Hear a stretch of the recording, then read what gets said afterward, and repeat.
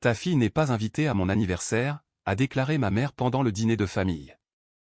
Ma fille de 12 ans est juste restée assise là, pétrifiée, pendant que tout le monde agissait comme si c'était normal. Alors, je n'y suis pas allé, non plus. À la place, je lui ai envoyé ce cadeau.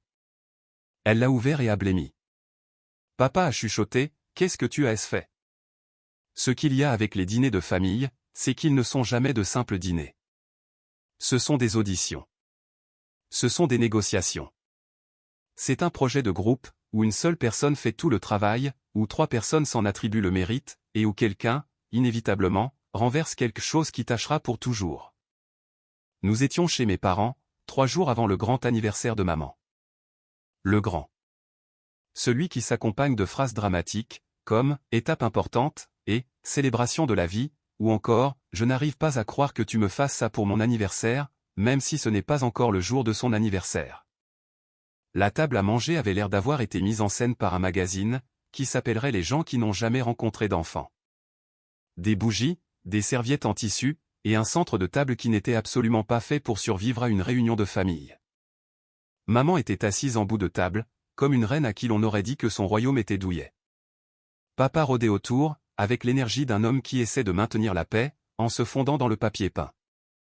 En face de nous, était assise ma sœur Cathy, comme si elle était plus à sa place ici que les meubles mêmes. Son mari, Nick, était à côté d'elle, souriant poliment, de la façon dont on sourit quand on est piégé dans une conversation sur le papier peint.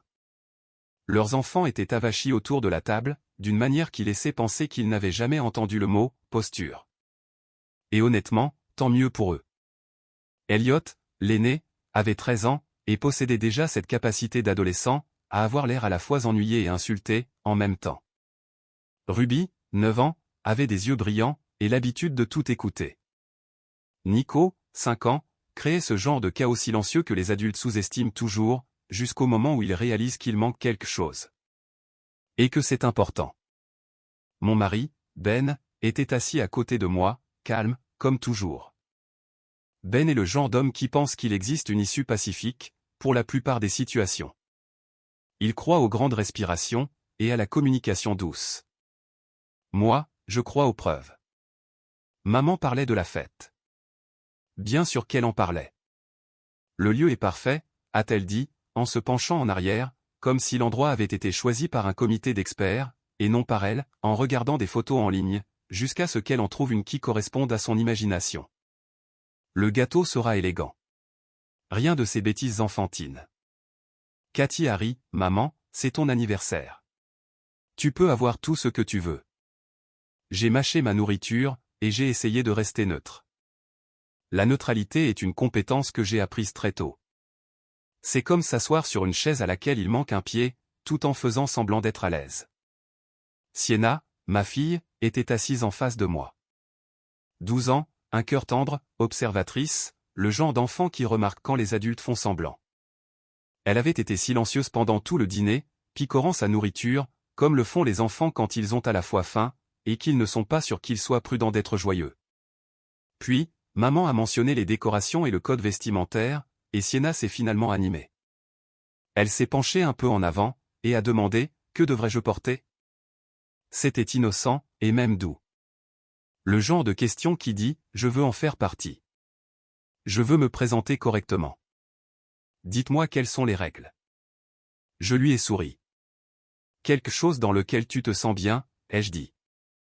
On trouvera. » Maman n'a même pas regardé Sienna. Elle a bu une gorgée d'eau, comme si elle se préparait pour quelque chose de petit, et d'agréable. Puis, elle a dit, avec le même ton que l'on utilise pour mentionner qu'on a changé de lessive, « Oh, ta fille n'est pas invitée à mon anniversaire. » Les mots se sont posés sur la table, avec nous. Le visage de Sienna a changé si rapidement, que c'était comme regarder une lumière s'éteindre. Pétrifiée. C'est le mot juste. Elle ne pleurait pas. Elle n'était pas en colère. Elle s'est juste arrêtée. Tous les autres ont continué à bouger, comme si de rien n'était. Les fourchettes raclaient les assiettes. Cathy a jeté un coup d'œil à ses enfants, comme si elle leur assignait mentalement des rôles, pour les photos d'anniversaire. Papa s'est raclé la gorge, et n'a rien dit qui ait de l'importance. La main de Ben s'est légèrement crispée sur sa fourchette. J'ai cligné des yeux une fois, très lentement, comme si j'avais peut-être mal entendu. Comme si, peut-être, maman avait dit, ta fille n'est pas invitée à mon dîner d'anniversaire. Mais bien sûr, nous étions au dîner, donc cela n'aurait eu aucun sens. Qu'est-ce que tu veux dire, ai-je demandé.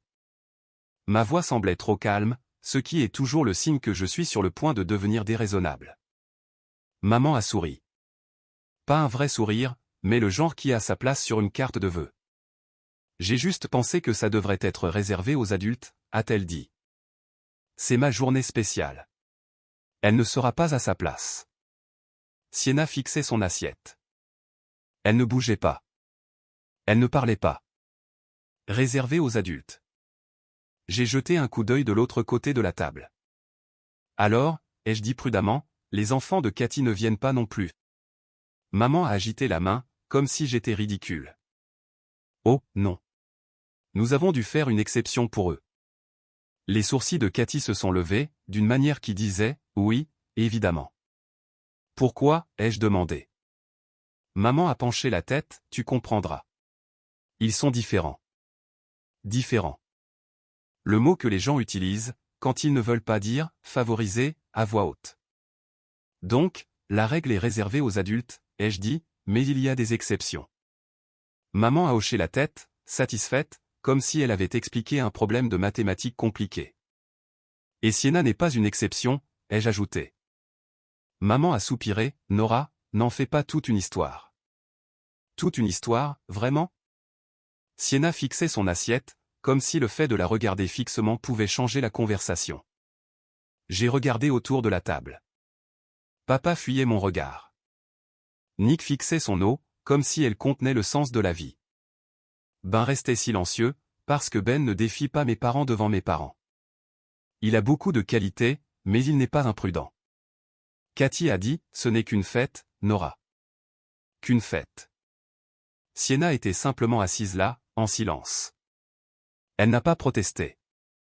Elle a fait la chose la plus triste que font les enfants, c'est-à-dire l'accepter. J'ai senti quelque chose en moi se glacer. J'ai posé doucement ma fourchette. Nous partons, ai-je déclaré. La tête de maman s'est relevée brusquement, pardon? Je ne vais pas rester assise ici, à faire semblant que c'est normal, ai-je répondu. Ma voix était toujours calme. Mais le calme n'est pas toujours synonyme de gentillesse. Si ma fille n'est pas la bienvenue, nous ne le sommes pas non plus. Maman a levé les yeux au ciel, comme une adolescente, tu fais un drame. Papa a finalement parlé, d'une voix faible et inutile, Nora. Ben s'est levé avec moi, silencieux, et loyal. Cela avait de l'importance. Sienna a reculé sa chaise, bougeant comme si on lui avait enfin donné la permission de respirer. Je n'ai attendu l'approbation de personne. Je n'ai pas discuté. Je n'ai pas fait de discours. J'ai simplement pris ma fille, et je suis sorti. Derrière nous, maman a marmonné quelque chose, qui a résonné comme une gifle familière, la reine du drame, comme toujours. Dans la voiture, le silence avait du poids. Ben a démarré le moteur. Ses mains restaient fermes sur le volant. Il ne m'a pas regardé comme si j'avais tort. Il ne m'a pas regardé comme si j'avais raison. Il regardait la route, comme si la route était la seule chose sûre. Sienna regardait par la fenêtre. À mi-chemin de la maison, Ben a finalement parlé, doucement. De la façon dont on parle, quand on essaie d'empêcher un pont de s'effondrer. Peut-être qu'elle fait vraiment une fête réservée aux adultes, a-t-il dit. Peut-être que c'est juste une règle. J'ai ri une fois, un rire court et sans humour. Ce n'est pas une règle, si elle ne s'applique qu'à nous, ai-je répondu. Il y a eu des exceptions pour eux, mais pas pour notre enfant. Ben a expiré. Il avait compris. Il finit toujours par comprendre. La voix de Sienna est venue de la banquette arrière, petite et prudente, est-ce que mamie aime mes cousins plus que moi? Il y a des questions auxquelles on peut répondre. Il y a des questions auxquelles on a envie de répondre. Et puis, il y a des questions qui vous font agripper le volant de votre vie, et réaliser que vous êtes responsable de ce qui va se passer ensuite. Je me suis légèrement tourné sur mon siège, juste assez pour voir son visage. Sienna adoptait à nouveau cette attitude d'enfant courageuse, essayant de garder la face, parce qu'elle ne voulait pas empirer les choses. Ma poitrine m'a fait mal. Je voulais lui dire que sa grand-mère aimait tout le monde de la même manière. Je voulais lui dire que c'était un malentendu. Je voulais lui dire que rien de tout cela n'avait d'importance. Mais je ne pouvais pas mentir au visage de mon enfant, pas sur quelque chose qu'elle ressentait déjà au plus profond d'elle-même. Alors, j'ai dit la seule chose honnête que je pouvais dire, sans la briser, je t'aime, lui ai-je dit.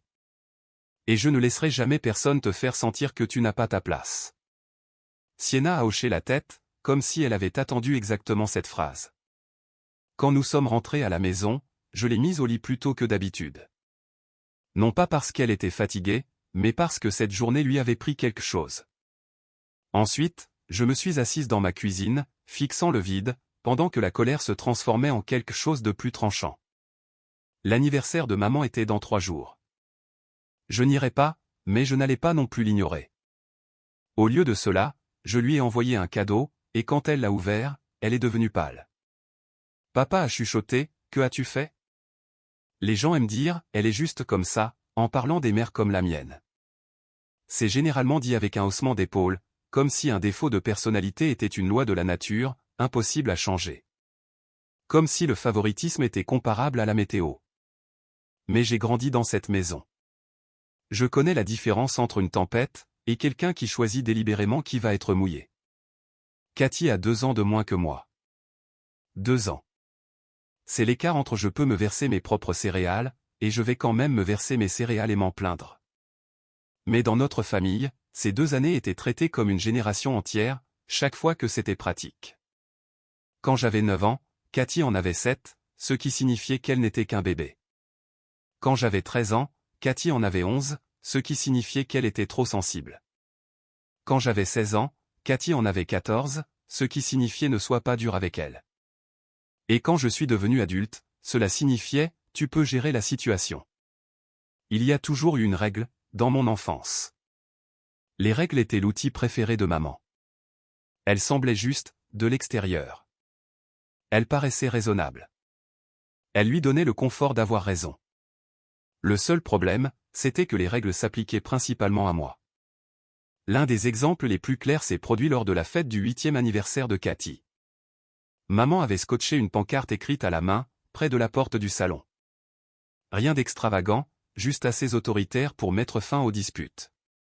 Jeu de fête pour les enfants jusqu'à 10 ans, y était-il écrit. J'avais eu 10 ans à peine 2 mois plus tôt. 2 mois. J'étais encore une enfant. Je voulais encore jouer. Avant que le premier jeu ne commence, maman m'a prise à part, la voix douce, comme si c'était pour mon propre bien. Tu es trop grande pour participer, a-t-elle dit. Tu ne seras pas à ta place. J'ai cligné des yeux, maman, je viens juste d'avoir 10 ans. Maman a souri, les règles sont les règles. Puis, elle m'a tendu une pile d'assiettes en carton, tu peux aider. Pas plus tard. Pas pendant 5 minutes.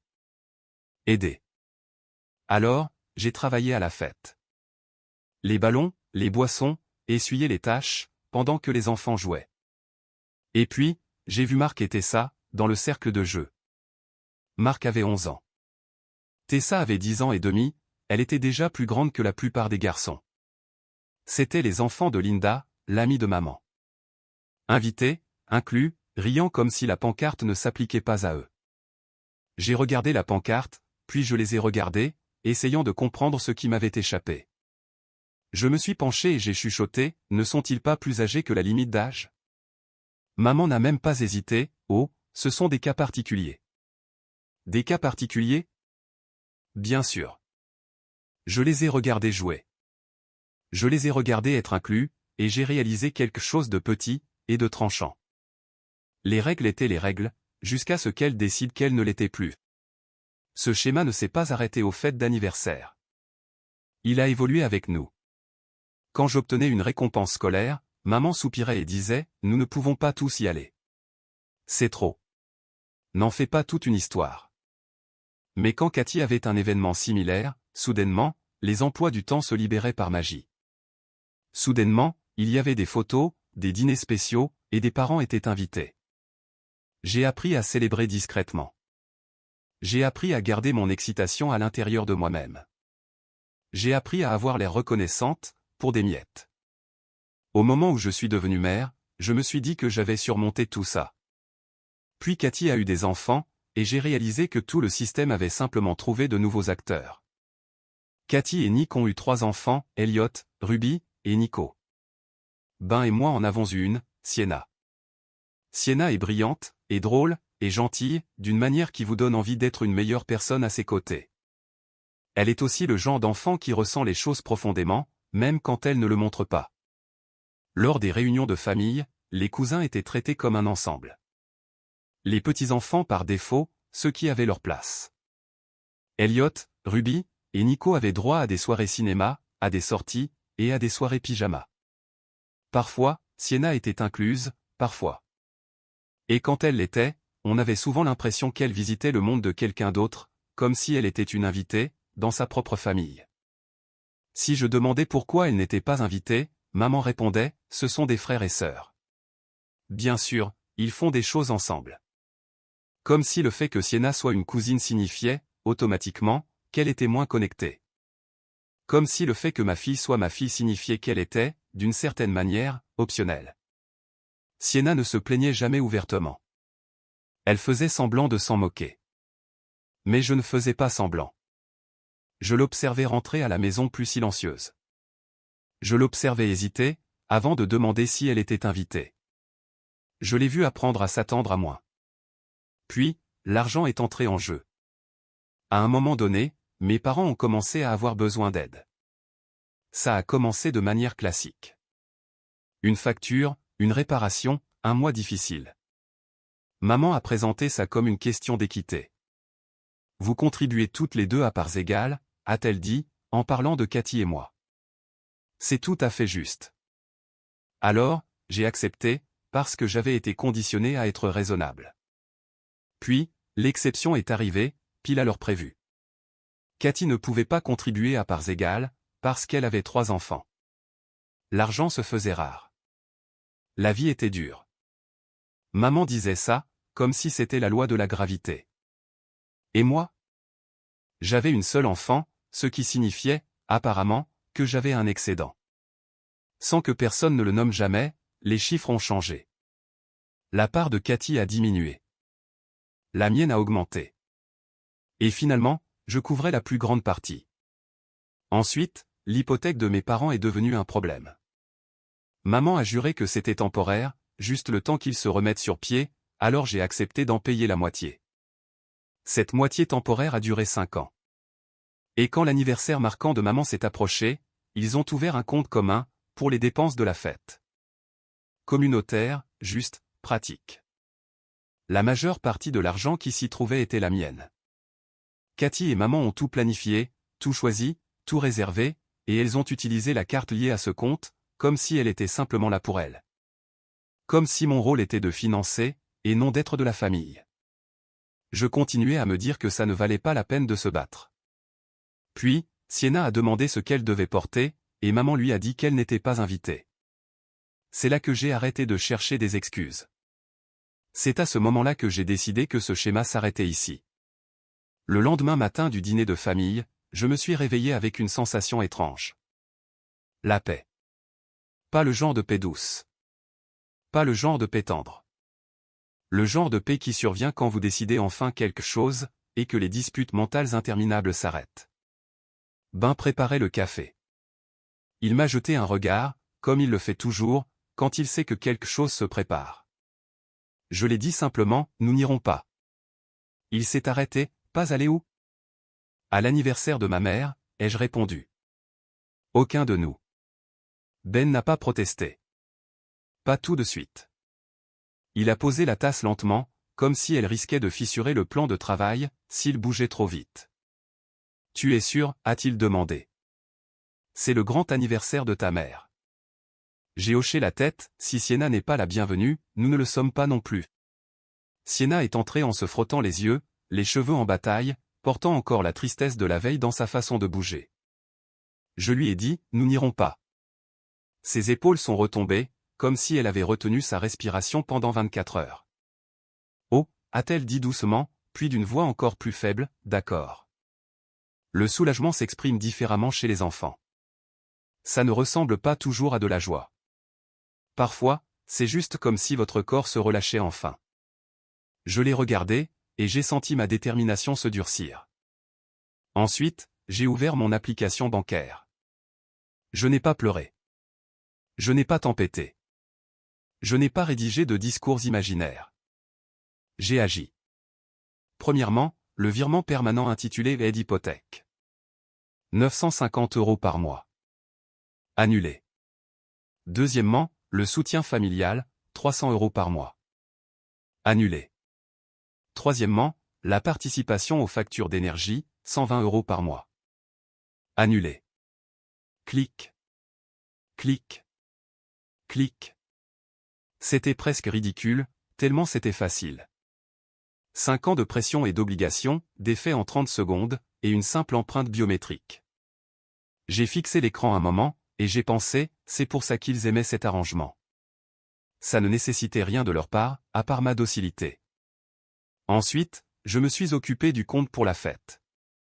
Il y avait une carte virtuelle qui y était connectée, un petit outil pratique, partagé dans le sens où tout le monde en profitait, mais où c'est moi qui en portais la responsabilité. Certaines dépenses étaient déjà passées, des acomptes, des paiements initiaux. Mais les plus grosses allaient encore arriver, le genre de dépenses qui tombent juste avant un événement, quand les prestataires finalisent les totaux, et que les lieux de réception prennent leur part. Maman avait présumé que cette carte continuerait de fonctionner. Elle avait présumé, comme toujours, que mon rôle était de financer, et d'endurer. J'ai gelé la carte. Bloqué, désactivé. Peu importe la façon dont l'application voulait le formuler, le résultat était le même. Toute tentative de prélèvement échouerait. Ensuite, j'ai ouvert le solde du compte commun, 4 800 €. Mes contributions, 4 200 €. Je me suis transféré mon argent. Sans faire de drame, sans laisser de mots, sans prévenir. Juste silencieusement, comme on reprend quelque chose qui nous appartient. Si ma fille n'était pas la bienvenue, mon argent ne l'était pas non plus. Maintenant, le cadeau. J'ai acheté une boîte simple, je l'ai emballée proprement, rien de voyant, rien qui ne crie, je suis sur le point de gâcher ta fête. À l'intérieur, j'ai placé une lettre. La lettre était le vrai cadeau, le genre dont on se souvient. Je l'ai écrite avec soin, pas dans la colère, ni avec des insultes, mais juste avec la vérité, énoncée clairement, comme une limite qu'on ne peut pas faire semblant de ne pas avoir entendue. Voici ce que j'ai écrit, maman, j'ai passé des années à te trouver des excuses. Je me disais que ce n'était pas du favoritisme. Je me disais que je l'imaginais. Je me disais qu'il était plus facile de rester silencieuse. Mais tu as franchi une limite dont on ne revient pas, lorsque tu as exclu ma fille de ton anniversaire, tout en invitant tes autres petits-enfants. Tu l'as dit doucement, comme si de rien n'était, comme si elle n'allait pas comprendre. Mais elle a compris. Je l'ai regardée se figer à cette table de dîner. Je l'ai regardée essayer de ne pas pleurer. Je suis une mère avant tout. Mon rôle est de protéger mon enfant. Et je ne continuerai pas à l'amener dans des endroits où elle est traitée comme si elle avait moins d'importance. À partir d'aujourd'hui, nous n'assisterons pas à ton anniversaire. Nous ne viendrons plus aux événements familiaux, et nous allons rompre le contact. Ne m'appelle pas. Ne m'envoie pas de messages. Ne demande pas à d'autres personnes de faire passer des messages. Et puisqu'il n'y aura plus de relation, il n'y aura plus de soutien financier. Je retire tout soutien, avec effet immédiat. J'espère que tu profiteras de la vie que tu t'es construite. Au revoir. J'ai plié la lettre une fois, puis une deuxième, et je l'ai glissée dans la boîte, comme si elle y avait sa place. Maintenant, il fallait que je la fasse livrer. J'ai choisi la méthode la plus simple, celle qui ne pouvait pas être accidentellement oubliée. Je l'ai postée en calculant le délai, pour qu'elle arrive le jour même de la fête. Pour qu'elle soit ouverte au moment où les autres cadeaux seraient ouverts, pour qu'elle tombe exactement au moment où maman s'attendrait à recevoir des applaudissements. Ensuite, j'ai attendu. Le jour de la fête, notre maison était étrangement calme. Ben a emmené Sienna manger une glace. Pas comme une récompense, pas comme une distraction, mais juste comme une petite affirmation, nous avons le droit de passer une belle journée. Je suis resté à la maison. Mon téléphone était posé sur le plan de travail, comme un animal endormi. Je n'ai pas eu à attendre longtemps. Le premier appel est arrivé en milieu d'après-midi. Le nom de maman s'est allumé sur mon écran. Je l'ai laissé sonner 2 fois avant de répondre, parce que je reste moi-même. Allô, ai-je dit.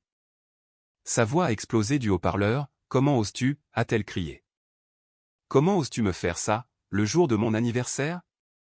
Je n'ai pas répondu. Le silence est une chose puissante, quand quelqu'un s'attend à ce que vous vous agitiez. Puis, elle a repris, plus fort, comme si le volume pouvait transformer la réalité en sa version préférée de l'histoire. J'ai ouvert ton cadeau, a-t-elle sifflé. Devant tout le monde. Bien sûr qu'elle l'avait fait.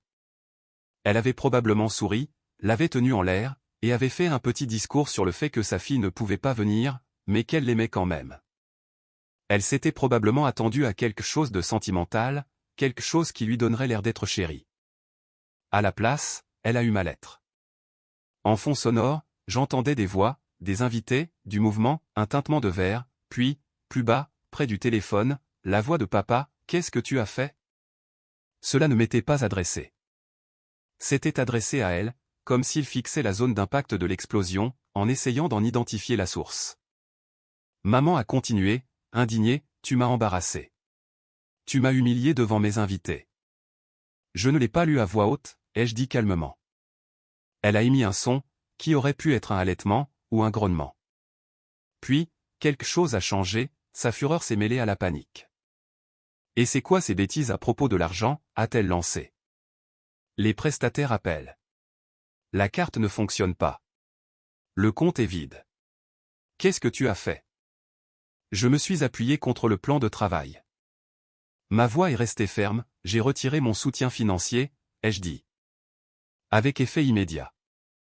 Tu ne peux pas, a-t-elle dit, comme si elle déclarait une loi. Nous en avons besoin. J'ai failli rire. L'audace était si familière. C'était presque un héritage familial. Tu as exclu mon enfant, ai-je répondu. Tu n'as plus accès à elle, et tu n'as plus accès à mon portefeuille.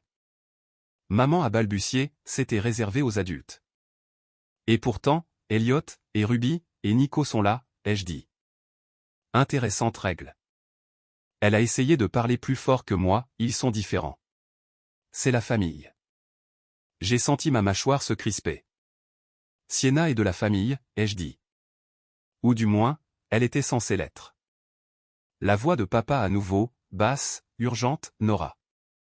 Je pouvais l'imaginer debout derrière elle, essayant de la calmer, essayant de faire disparaître tout ça. Un homme qui avait passé toute sa vie à gérer les humeurs de sa femme, et qui appelait ça la paix. La voix de maman s'est aiguisée, alors c'est ça? Tu nous coupes les vivres? Tu vas abandonner ta propre mère? Je protège mon enfant, ai-je dit. Tu es égoïste, a-t-elle craché. J'ai inspiré lentement. C'est ma limite, ai-je dit. Ne m'appelle plus jamais. Puis j'ai mis fin à l'appel. Clic. Le silence qui a suivi était si total, qu'il semblait irréel. Et pourtant, pour la première fois depuis longtemps, ce silence ne ressemblait pas à de la solitude. Il ressemblait à de l'espace. La campagne de dénigrement a commencé avant même que mon téléphone n'ait eu le temps de refroidir. Cela peut paraître dramatique, mais quand vous avez une famille comme la mienne, la rapidité fait partie de la stratégie. Ils ne laissent pas l'histoire se tasser. Ils ne laissent pas la vérité respirer. Ils remplissent l'air rapidement, avec leur propre version. Dès le lendemain matin, mon téléphone vibrait, comme s'il en faisait son métier. Une tante, un cousin, un ami de la famille à qui je n'avais pas parlé depuis 3 ans. Quelqu'un qui m'avait un jour emprunté un plat à gratin, et ne l'avait jamais rendu. J'ai répondu au premier, par habitude. Qu'est-ce que tu as fait, a exigé un parent éloigné. Pas comme une question, mais comme une accusation. Comment as-tu pu faire ça à ta mère, a grondé une autre voix. On n'a qu'une seule maman, a dit quelqu'un d'autre, comme s'il s'agissait d'un bon de réduction que j'étais obligé d'utiliser. Au 3e appel, j'ai arrêté de jouer le jeu. C'est privé, ai-je dit. Je n'en discuterai pas. Certaines personnes ont soufflé, et raccroché. D'autres ont réessayé, mais c'est amer. Oui, ai-je répondu, et ça reste privé. Quelques personnes, celles auxquelles je tenais vraiment, ont posé la question différemment. Elles n'ont pas commencé par un jugement. Elles ont commencé par s'inquiéter. Nora, a dit doucement une de mes cousines, que s'est-il passé? Alors, je lui ai raconté. Pas toute l'histoire, pas l'enfance, pas les années passées à tout ravaler, juste les faits. Je les soutiens financièrement depuis des années, lui ai-je expliqué. Et ils ont des invités Sienna de l'anniversaire, tout en invitant les autres petits-enfants. Ils ont appelé ça de réservé aux adultes. Mais ça ne l'était pas. Il y a eu un silence au bout du fil, puis, doucement, ce n'est pas normal. C'était étrange d'entendre quelqu'un d'autre le dire, comme une simple vérité. Pas un débat, pas un drame, juste la réalité. Quelques autres personnes proches ont entendu le même résumé, et ont réagi de la même manière. Le choc d'abord, puis la clarté. Et puis, comme si mes parents étaient déterminés à me donner raison, l'escalade suivante est arrivée par la poste. Une facture, une vraie, avec en tête imprimé, conditions de paiement, la totale. 2 360 € pour le solde final de la salle d'anniversaire, payable sous 5 jours. Les détails des articles et tout le reste, location de la salle, personnel, caution pour le bar, ajout tardif d'invités. Et, sous la mention, partie responsable contact de facturation, mon nom, mon numéro de téléphone, mon email. Je l'ai fixé pendant une bonne minute, attendant qu'elle devienne moins absurde. Ce ne fut pas le cas. Alors, j'ai appelé le numéro indiqué sur la facture, de manière calme, polie, et très, très claire. Je n'ai pas signé cela, ai-je dit au prestataire. Je n'ai pas autorisé cela. Je ne paierai pas cela. La personne à l'autre bout du fil avait l'air fatiguée, ce que je comprenais. Tout le monde est fatigué. Votre nom figure sur le contrat, a-t-elle dit. Alors quelqu'un l'y a mis, ai-je répondu, sans mon consentement. Vous devez vous tourner vers le véritable organisateur, ou le signataire. Il y a eu une autre pause, le genre de pause où l'on entend des papiers bouger. Je vais en prendre note, a-t-elle dit. Je vous en prie, ai-je répondu, et s'il vous plaît, supprimez mes coordonnées de ce dossier. Quand j'ai mis fin à l'appel, j'ai ressenti une sorte de sombre satisfaction. Pas de la joie, pas une victoire, juste le sentiment de refuser, enfin, de porter le fardeau des choix de quelqu'un d'autre. Cet après-midi-là, on a frappé à la porte. Pas un tapotement poli, pas un bonjour normal. De vrais coups de poing. Depuis la cuisine, Ben m'a regardé, les sourcils levés. Sienna faisait ses devoirs à table. Elle s'est figée au son de ses coups, de la même manière qu'elle s'était figée à la table du dîner. J'ai immédiatement détesté ça. Va dans ta chambre, lui ai-je dit doucement. Mets ton casque. Elle a hésité, c'est mamie? Je n'ai pas menti, oui, ai-je dit. Mais tu es en sécurité. Vas-y. Elle a hoché la tête, et a disparu dans le couloir. Ben s'est rapproché de moi, tel un soutien silencieux, sous forme humaine. J'ai ouvert la porte. Ils étaient là. Maman et papa devant, les visages crispés par l'indignation, et le désespoir. Cathy à côté d'eux, la mâchoire serrée, comme si elle était venue pour gagner. Nick, légèrement en retrait, ayant exactement l'air d'un homme qui aurait voulu être n'importe où ailleurs. Maman a poussé ses mots vers moi, comme si elle pouvait me les faire rentrer de force. Peux-tu au moins payer pour l'anniversaire, a-t-elle exigé. Sais-tu ce que tu as fait? Nous étions déjà endettés. Nous ne pouvons rien payer. Comment sommes-nous censés nous en sortir? J'ai cligné des yeux, tu me demandes de payer pour une fête où je n'étais pas la bienvenue. Papa a essayé d'adoucir la situation, Nora, aide-nous simplement à traverser cette épreuve. Ma mère l'a coupé, tu as de l'argent. Tu as toujours de l'argent. J'ai failli sourire. C'était un réflexe. L'humour noir est parfois la seule chose qui vous sépare de l'envie de hurler. Oui, ai-je répondu. J'ai de l'argent parce que je travaille. Parce que Ben travaille. Parce que nous gérons notre budget. C'est moi qui payais vos factures. Cathy s'est avancée, c'est injuste, a-t-elle dit, comme si elle rendait un verdict. Nous avons 3 enfants. Je l'ai regardé. Vraiment, je l'ai fixé. Et qu'est-ce que ça veut dire, ai-je demandé. Que je dois financer votre vie, parce que vous avez eu plus d'enfants que moi. Les yeux de Cathy ont lancé des éclairs, tu agis comme si nous avions fait quelque chose de mal. J'ai ri doucement, tu veux dire, à part exclure ma fille de l'anniversaire de sa grand-mère, et faire semblant que c'était une règle? Maman a rétorqué sèchement, c'était réservé aux adultes. Arrête de faire semblant, ai-je dit. Je me suis appuyé contre le cadre de la porte. Tu ne me traites pas comme une fille, ai-je continué. Tu ne traites pas Sienna comme une petite fille, et tu veux quand même mon argent. Le visage de papa s'est pincé, ce n'est pas juste. C'est exact, ai-je corrigé. La voix de maman s'est élevée, la famille est de la famille. J'ai hoché la tête lentement, tu as raison. La famille est de la famille. Mais la famille ne met pas un enfant à l'écart, en appelant ça une règle.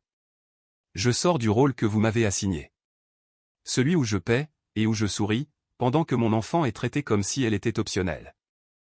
Nick a changé de position, les yeux fixés quelque part au-dessus de mon épaule, comme s'il regardait une horloge invisible.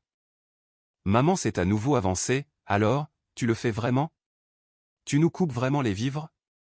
Oui, ai-je répondu. Ses yeux se sont plissés, pour une seule fête. J'ai senti quelque chose s'apaiser dans ma poitrine. Il n'a jamais été question d'une seule fête, ai-je dit. C'était la fête de trop. Pendant un instant, il y a eu un silence.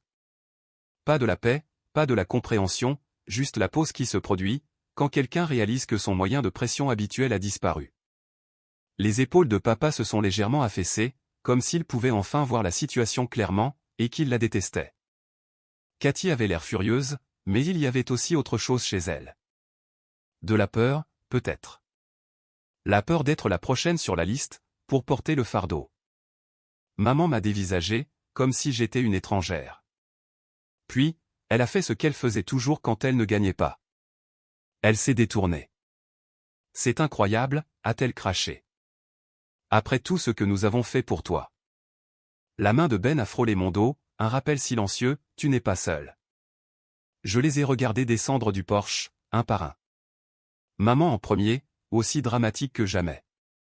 Papa qui suivait, comme une excuse qu'il n'aurait jamais tout à fait formulée. Cathy, raide et offensée. Nick à la traîne, comme s'il avait été enrôlé dans une guerre qu'il n'avait pas déclenchée.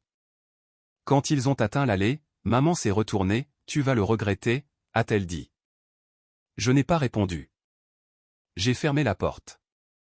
Mes mains ont tremblé pendant environ 10 secondes, puis elles se sont arrêtées. Ben a expiré, ça va. J'ai hoché la tête, même si ma gorge était serrée. La porte de la chambre de Sienna s'est entr'ouverte. Ses yeux ont jeté un coup d'œil, prudent. Ils sont partis, a-t-elle demandé. Oui, ai-je répondu. Ils sont partis. Elle a descendu le couloir lentement, comme si elle revenait dans un monde dont elle n'était pas sûre qu'il soit stable. Ben s'est agenouillé à côté d'elle, tu es en sécurité, a-t-il dit doucement. Sienna m'a regardé, est-ce qu'on va avoir des ennuis? Cette question a brisé quelque chose en moi. Pas la partie forte, mais la partie ancienne. La partie qui se souvenait d'être une enfant, et de penser que la colère des adultes était une loi à laquelle on ne pouvait pas échapper. Je me suis accroupi devant elle. Non, ai-je dit. Tu n'as pas d'ennui. Rien de tout cela n'est de ta faute, et je ne laisserai personne te traiter comme si tu n'avais pas d'importance. Sienna a dégluti. Puis elle a hoché la tête, et pour la première fois depuis ce dîner, elle a paru plus légère. 6 mois plus tard, notre maison semblait différente. Pas plus silencieuse, mais plus légère. Sienna a recommencé à chanter, juste en murmurant, pendant qu'elle faisait ses devoirs. Ben croisait mon regard par-dessus son café, comme pour dire tu vois, et j'ai arrêté de sursauter à chaque fois que mon téléphone vibrait. Nous avions à nouveau de l'argent. Du vrai argent. Quand on arrête de payer l'hypothèque de quelqu'un d'autre, on peut remplacer un lave-vaisselle en panne, sans avoir à organiser un sommet familial. Les tentatives de culpabilisation continuaient d'arriver. Des cousins qui prenaient des nouvelles, de la famille, des amis qui ne prenaient pas parti, tout en prenant absolument parti. Je gardais mes réponses courtes. Parfois, je ne répondais pas du tout. Par le bouche à oreille, j'ai appris ce qui importait vraiment. Ils s'étaient adaptés. Mes parents ont emménagé dans plus petit. Maman a pris un emploi à temps partiel. Cathy a trouvé un vrai travail. Ils ont survécu. Ils en ont toujours été capables. Il préférait juste ne pas le faire, quand j'étais disponible. Une année entière s'est écoulée, sans aucun contact. Puis, un après-midi, mon téléphone a sonné. C'était Cathy. Sienna était sortie avec une amie. Tant mieux. J'ai quand même répondu. Salut, a dit Cathy. Sa voix ne semblait pas courageuse. Elle semblait fatiguée. Maman est difficile à gérer. J'ai laissé le silence faire son travail. Elle me demande de l'aide, a avoué Cathy. De l'argent, du temps, tout. Puis, plus doucement, et je n'avais pas réalisé à quel point tu en faisais. Pas vraiment. Je me suis penché en arrière sur ma chaise, et pour l'anniversaire, ai-je demandé. Cathy a hésité, oui, a-t-elle dit. Je comprends, maintenant. Ce qu'elle a dit à propos de Sienna. Ce n'était pas bien. Ça n'effaçait rien. Ça ne réparait pas le passé, mais c'était ce qui se rapprochait le plus d'une prise de responsabilité, que notre famille ait jamais réussi à formuler.